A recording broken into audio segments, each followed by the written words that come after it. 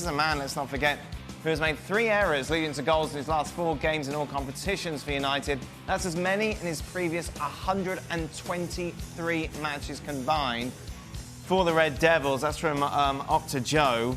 How much has this got to do with his contract negotiations? Does it make any difference? I don't know. I was thinking about it, and look, it makes a difference if you can't agree a contract and you don't really have anywhere else to go that's decent, right? Then you're under pressure because it's a game of bluff. He's obviously playing a game of bluff, but let's be honest, if he doesn't get what he wants or he perceives as a fair deal at United, he'll be going to one of the biggest clubs in the world somewhere else, and be it in England or a different country. So I don't see how he's lying awake at night worrying about that. Right. And hence then affecting his performances. I just think he's low in confidence. I think he's made a couple of mistakes and now he's thinking about it more often than not, and he's getting away from what he does and what he has been doing naturally, and it's just crept into his game. I would be surprised if it was a contract. I'm going to go the other way because everybody's different. Some people thrive on confrontation or being in the papers or whatever it may be. And David De Gea, maybe, I agree Craig saying that there's no question, if he doesn't sign a contract, he can go pretty much where he wants after that. The problem is, if he's angry, if he's going to his bed at night thinking, you know what, you've got a guy in Sanchez getting a certain amount of money and I'm doing what I've done for this club and they're not just turning around and giving me that. If he's got that festering, then that is going to affect him because it's taking his eye off the ball. And it's happening right in the middle of the contract negotiations. So it's very difficult not to think it's got something to do with it. Away from De Gea, what do we have to say about United today? They were better, at least, weren't they? Which is along the lines of last week they tried a bit hard. Chelsea haven't exactly been the most difficult team to play against, so there is that. And it was arguably their last opportunity. So they looked lively early on. But bearing in mind Chelsea were playing with 10 men, and literally playing with 10 men, because Higuain was awful. I think when he woke up this morning, he woke up offside. There was a linesman, an assistant standing in his bedroom with a flag up. He was only onside once, and that was the chance at the end that he made a mess of. Yeah. So it was a big opportunity against a Chelsea side that looked a little slow, a little pedestrian again, particularly in midfield, with a heavy reliance on Eden Hazard with no Hudson-Odoi. And this result is, it's been a good weekend for Tottenham, even though they lost, put it that way, in some sense. The best weekend Tottenham could have had with losing, as they did to West Ham, was the fact that Arsenal lost, United couldn't beat Chelsea, and the fact is, that's a good point for Chelsea, bearing in mind they've got a +8 goal difference on United. This Gonzalo Higuain thing is fascinating, because clearly he's not fit. Well, clearly he's not the player that Chelsea thought he was getting. Fit. However, anyone who's seen Milan, anyone who's seen him play for Milan this season would know this is pretty much the Higuain you got. Nowhere near the standard. Nowhere near the standard of the player who scored. Listen, at the end of the day, he's the guy you want on the end of things. So if you're going to have Higuain in your team, you need to create chances. And if he doesn't take them, then it's a surprise.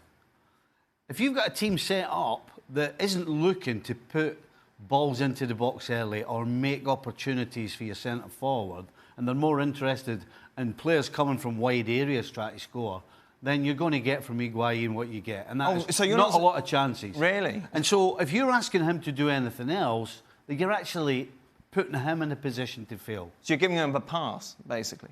No, I'm saying it's not his fault. Right. I'm going to say it's not his fault. As unfit as he looked, and there's no way he shouldn't be unfit, but his touch was horrible. Every time it came near him, he gave it away. He was offside 1,000 times, as Craig said. But at the end of the day, he's there to put chances away, and they're not making chances for him. He's a penalty box striker. That's what he is. That sounds strange. Every striker's a penalty. But what I mean is, he doesn't do much or offer much else outside the box, in the channels, linking play up, and at times Chelsea's slow play doesn't help him. Right. Now, at times this season, particularly as the criticism has come Sarri's way, and he has slightly changed the personnel a little bit. They have managed to quicken up now and again, and it's been much improved. But every now and again, they lapse back into a slower tempo, try to play through Jorginho all the time, and he kind of gets isolated. And when he's isolated, he's in no man's land because he can't do it on his own. But on top of that, he just looks as if, I have to say, he looks as if the Premier League, and people who can say what they want about this, the Premier League, he looks as another one that looks as if the Premier League is just too much for him. Jules, Milan want to watch, didn't they, in the end, considering what Piatek did when he joined them with Higuain leaving, coming to Stamford Bridge, in the sense that this is a Gonzalo Higuain who, when we thought that he'd go to Chelsea and help them get in the Champions League, everyone agreed this was a great signing. This would definitely work. But we were maybe thinking about a Gonzalo Higuain of a season ago as opposed to the player that Chelsea got now. Yeah, it's quite a fascinating story, really. He's very happy in London. He wants to stay at the club, but what he brings to this team is almost nothing, really. And maybe you thought the goal he scored against Burnley last Monday would be the turning point, that something would happen and then he would maybe go into better form and scoring goals again. And I agree with the boys in terms of that. He doesn't have many chances. But when he has one, like late in the game today, then he makes a mess of it, and he's almost unrecognisable. I think for the lethal striker that we got to know at Napoli, for example, under Sarri, and the whole point was like Sarri wanted him so badly because he thought that he could get the same form or the same Higuain that he got at Napoli with the same style of play, with Jorginho there, same system, and etc., etc. And instead, we got someone who scored 1 goal against Burnley, 2 against Huddersfield, 1 against Fulham, and that's pretty much it. And that's just not good enough. The race for the top 4, I would say, is hotting up, but I don't think it really is because no one is put now regarding their top 4 chances. They're 2 adrift of Chelsea with 2 to play. United, meanwhile, are 3 adrift. Spurs, despite the fact they're trying to throw it away, look like they will be fine now. 4 clear of Arsenal. 1 win for them in their remaining 2 matches will guarantee Champions League football. Do you know those 4 teams? Those 4 teams in the last 3 games have accumulated 6 points. Wow. With 12 games between them. Accumulated 6 points. I mean, they're all struggling, but, the Arsenal thing for me, I know the fans will phone in, radio shows and whatever. Particularly back in England, and I think I've seen some saying, this is no better than Wenger and blah blah. That's not the picture here. The picture here is that, in my opinion, Arsene Wenger stayed too long.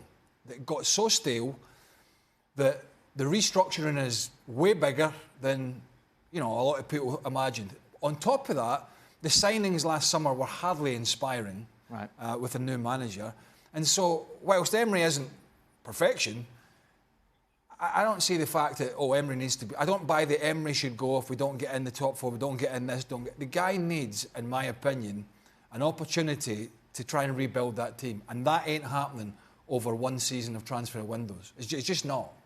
However, this is a team who made it look so easy against Napoli. And Napoli are no fools. They're a good side, taking the Europa League Well, they're series. they're not the side they were. Dan, we're not saying... It's still a good result, don't get me wrong. You can say Arsenal don't have some good players. But the problem is, the difference between good players and great players is that out of stepping on the field 10 times, your good player does it 5 times out of 10. That's why they can go and beat a team like Napoli and look as if they're great. And it's down to the mental side of the game, no question. We can't argue Arsenal don't have ability, but they don't have mental strength anywhere on the field. It comes down to funding as well before we go to Jules. And the fact is that Ivan Gazidis is no longer at the club, stood in front of the shareholders 3 or 4 years ago and, I quote, said, we will be competing with the biggest clubs in world football in the transfer front in 18 months' time. How funny does that look now? That's come and gone. So the fans can look at the ownership and Stan Kroenke as well and say, OK, the Wenger era had some superb success, and then it kind of teetered out a little bit towards the end, or for a good few years, certainly in terms of the Premier League title. What are you going to do for your new manager? Yeah. How are you going to rebuild this club and plug the gap? Are you going to put the money in? Because if they don't, they ain't catching Liverpool and Man City. Jules, very, very quickly, is that it now for Arsenal and your top 4 hopes? Well, yeah, it looks very, very complicated now. It was an embarrassing performance today. One shot on target in the whole 90 minutes. Again, it's just not good enough. And there's a pattern as well with Unai Emery and away forms. Wherever he's been at Sevilla, there was that whole season where they didn't win a single league game away from home. Even in Paris at PSG, they struggled at times away from home. And again, this season at Arsenal, he will have to sort this out for next season for sure. We don't have time to show you the top 4 graphic, Finn, although it will be here tomorrow, Craig, as we'll be looking ahead to the final couple of matches of the season. With Liverpool winning on Friday, it was a must-win game once again for Manchester City. City have won their last 12 straight Premier League matches. Liverpool undefeated in that time, although they did have 3 draws. Liverpool's 7 straight wins. Just 2 matches remaining then for both of these sides. For City, it's Leicester next Monday and then Brighton. For Liverpool, it's Newcastle at St James's and then Wolves on the final day of the season. City are favourites, 5-1 on to retain the title. Should we talk about the technology? You want to talk about goal line technology? I think it's been brilliant because I think it's been way more important than this VAR they're going to try and bring in, because there's no way with the naked eye you can make a correct decision there, well, you couldn't. You just couldn't. It's a guess. If you think back to the game against Liverpool at the Etihad, where John Stones cleared it off the lines and it was correctly, So I think that's been brilliant for the game. It's not been the most, it's not the most exciting piece of technology. I see you're bored by this, but the Premier League's probably going to be decided by the watch. That's basically my point. Stephen, any hope for Liverpool in the title race with those 2 remaining games? Don't talk about the watch or goal line technology. I was thinking about it, but I'll leave it alone. You don't like it? Not important? I actually was thinking the very same thing at the time when it happened. Right. Well, let's have your thoughts. I digress, like somebody else. Listen, sorry. Liverpool actually have got 2 tough games. Newcastle away. Newcastle are on a great run. You've got the whole Rafa factor, and then you've got Wolves, who have shown that regardless of where they are on the table, they play for 90 minutes. Right. As opposed to Man City, who you think will take care of Leicester at home, and then they got Brighton away. I mean, really? Who could be safe Brighton away to win the league. I mean, anybody would dream of that. So I don't see City losing. Yes, I believe Liverpool will win the 2 games, as hard as I've just said they are. But it's not going to be good enough in the end. I want to go to a tweet that someone sent in for extra time. Is that about technology? It's nothing to do with goal line technology or watches, but I wanted to bring it into the show because, given the choice, do you think City and Liverpool would both agree to swap League and Champions League positions if they could? Absolutely. Yeah? Absolutely. Yeah. Listen, the owners at Manchester City will be absolutely delighted if they win the Premier League. But I guarantee they want the Champions League. They want Champions League. And they absolutely would swap it. No danger. But they're not just winning it. Well, if they win it, they're not just winning it, they're retaining it. Yeah. Right. City, which, since the Premier League era began, I'd have to go back and check off the top of my head. I'm not sure how many times that's been done. But that's difficult to do. So, yeah, probably Champions League, but I think there's a lot of excitement. You're still laughing about that technology. You can't keep a straight face over there. I thought you were going to bring a stat then about how many times teams have retained the league. I think United's the only team to do it, right? I'm just saying how difficult it is to retain the league. I don't have the exact stat off the top of my head. But the City owners, though, are absolutely about winning Champions League now. I'm sure somebody in the background is going to tell me in my ear any moment. I bet you if somebody said to them, we'll give you a Champions League and you will not win the Premier League for the next 3 years, I'll bet you they would take that as well. Do you think so? Yes. I don't think so. The owners absolutely are after the so-called biggest prize in world football, which is the Champions League. No question. Well, listen. Do you think they piled? It's hypothetical. Do you think they piled all that money into Manchester City just to win the league every year? No, I understand that, but then to have 3 dead years after that's quite a big spell. How many times have Man City ever won the European Cup or the Champions League? Never. They absolutely would swap that to win the Champions League. Kun Aguero's winning goal meant that he is in some fine company when it comes to goal-scoring records. Thierry Henry and himself, the only players in Premier League history to score 20 or more goals in 5 straight seasons. Extraordinary scenes of celebrations in Rennes, of course, after that dramatic comeback in the French Cup final. They were 2-0 down, looked it was done and dusted, got it back to 2-2, then of course won on penalties. Amazing scenes there. It's about what's been going on after the game in Paris. See, I imagine it's not only big in France, but we've seen it worldwide. Yeah, huge story. Obviously, the Rennes fan who took the video and created the whole incident. Before that, had been insulting a few of the PSG players going up the stairs. And obviously, then there's the incident with Neymar. Neymar said that he shouldn't have reacted that way, but that the other guy insulted him. The other guy saying that he didn't insult him at all. He just told him that he was bad, that PSG was bad on the night. There's also, he pretends that he wants a selfie with Neymar and then pulls out the selfie, and Neymar is frustrated. But once again, it's Neymar making headlines for the wrong reasons, although he was good during the game, considering he hadn't played pretty much at all, apart from one half against Monaco last weekend, since his injury at the end of February. But right now, we're only looking at what happened after the game and that incident once again with him, and not so much what happened on the pitch with him. Well, you've got to throw some sort of heavy punishment at him for that, because... Right. You don't have any empathy? You both lost cup finals, you got any empathy? No, I don't care if it's a cup final or friendly. None at all. I don't care if you're playing for your local pub. Listen, he'll tell you the same. You get insulted. I'm not saying it's right, by the way, but you get insulted every time you step on the field, right? I can tell you that for sure. Yep. And the language is non-repeatable, and it can be personal, and it can be rude, and it generally is, and it's always over the top, always. However, like Eric Cantona with the kung fu kick, wasn't as big a dive as that. You know, he dove into the crowd. But it was a punch. It was a little flick out, and you can't do that. You can't do that. We all know that.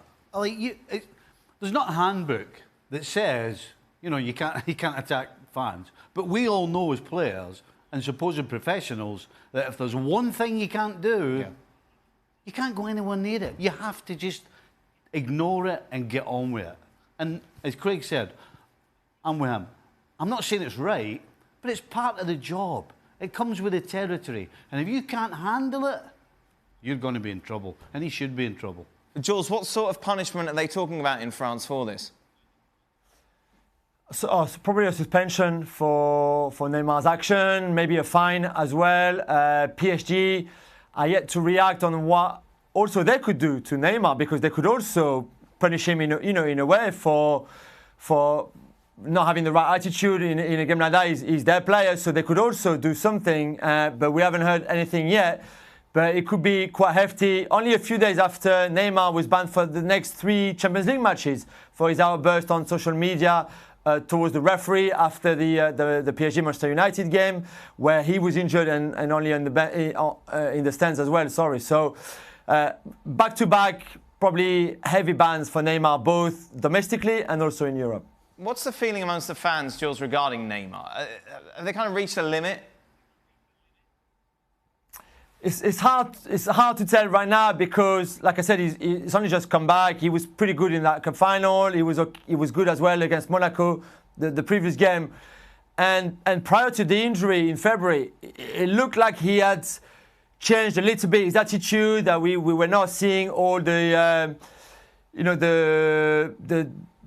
sort of disrespectful attitude that we saw in his first season in France, not respecting the opposition, not respecting his own teammate, and even with the club as well. So it looked like after the World Cup, he sort of changed a bit, and that he had finally realized that everything that he was doing, all the antics on the field and off the field, were all wrong, and that he had sort of matured a bit and grown up a little bit.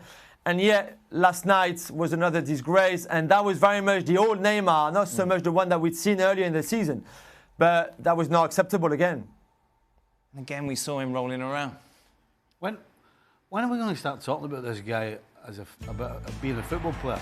You know, we're talking about his Oscar-winning performance. So reckless as well, and maybe it's the frustration that he had missed a couple of chances to win the game for PSG before, like he has done in big games before this season, especially the second leg against Manchester United. And he will have to learn how to control his emotions, how to control his frustration. Because if at 20 you're capable of things like this, when you're, like you said, so praised by the whole world, so talented clearly, and you still lose your nerves in the way that he did on Saturday night. But also, like we said, few times already in his career, it's not looking good for the rest of your career if you can't control those kind of emotions. What got me was, and I have to laugh, his reaction. Yeah. His reaction is absolute prize money, because somebody's going to have to send him a video of what's acceptable and what's not acceptable in this game, because he thought he'd done nothing wrong. I mean, I tell you that. It wasn't a bad challenge. Yeah. It was a terrible challenge. That you know, where he caught that opposition player could easily have resulted, because his leg was planted, and once the studs are in the grass, there's nowhere for it to go. And where he caught him in the knee, that could have been a cruciate gone easy. Is this where experienced players, managers need to take him aside? Is it just a folly of youth, or how do you deal with this? Absolutely, 100%. That's what needs to happen. But you know what? He's not going to get that at PSG. Nobody's been able to do it with Neymar. So how are they going to do it with Mbappe? He's got nobody in the team who's going to take him aside and sit him down and say, look, you're young, we all make mistakes, the rest of it. Because clearly nobody's done it with Neymar. So why would they do it with Mbappe? Let's talk about the coach now, shall we? We had a lot of tweets in for extra time. I thought I'd just pick one here. Should Tuchel get the sack for only winning one trophy for PSG this season, Jules? It's the big question. I think there's something fundamentally wrong at the club right now. It's a big mess.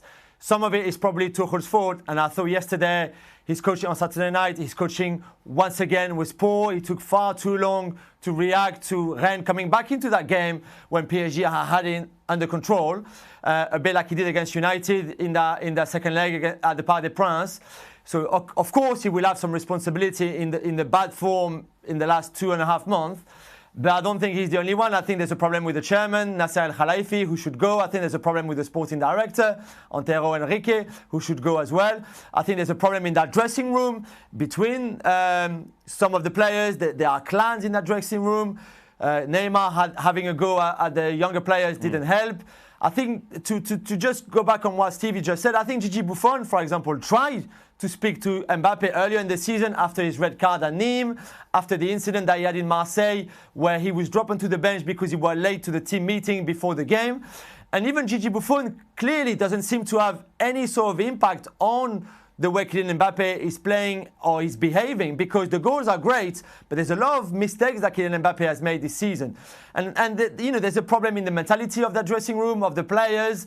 I think psychologically there's clearly something wrong. And also, you cannot take things for granted in football, not even in France, not even in Ligue 1 if you're PSG. You can't go into a game like this and go 2-0 up after 25 minutes and think this is going to be easy now, we're going to walk over them, because then it goes back to haunt you. And that's exactly what happened last night. This team and this club have taken too many things for granted in the last few seasons and not working hard enough to make sure that they were in control and improving year after year. There's no control from the top, is there? I think Tuchel should get another year. I think he probably, well, I don't know if he will, but I think he should at least try and sort it out.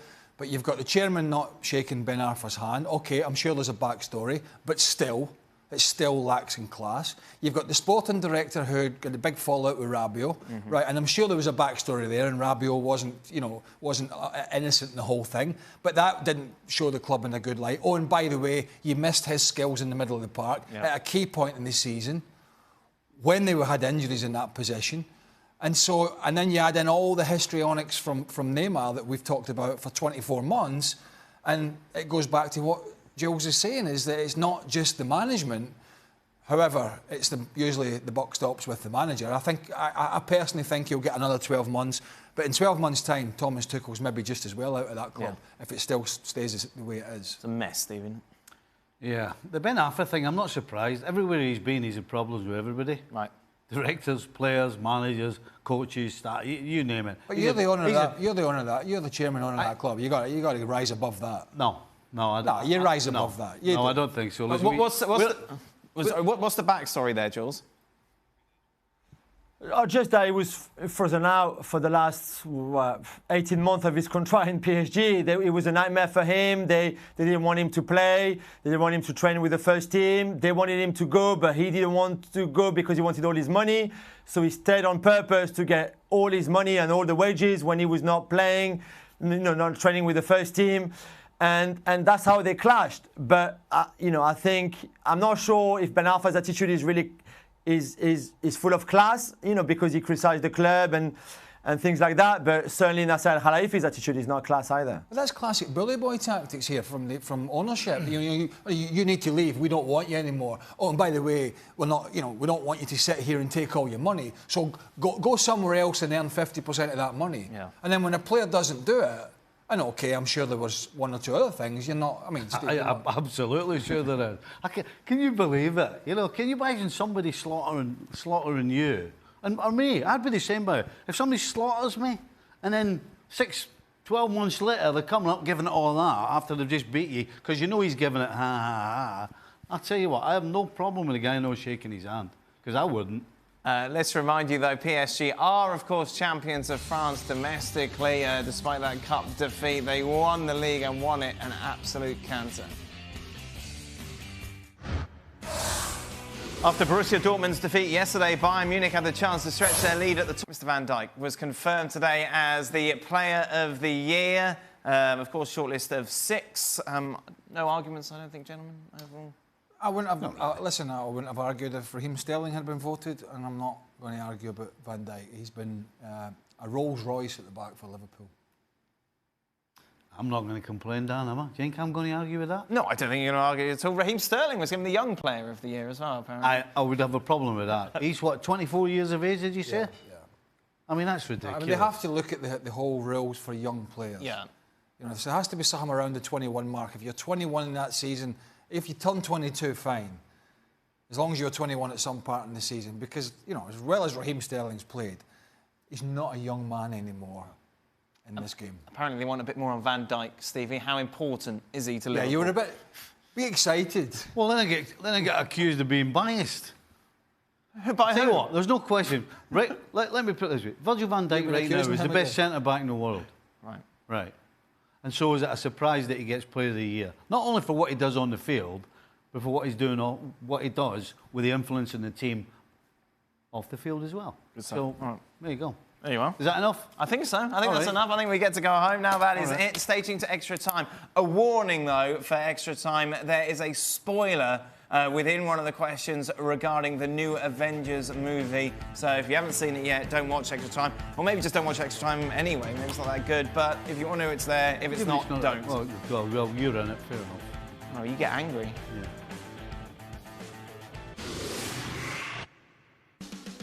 Welcome to Extra Time. Which ex-teammate or player had the best physical football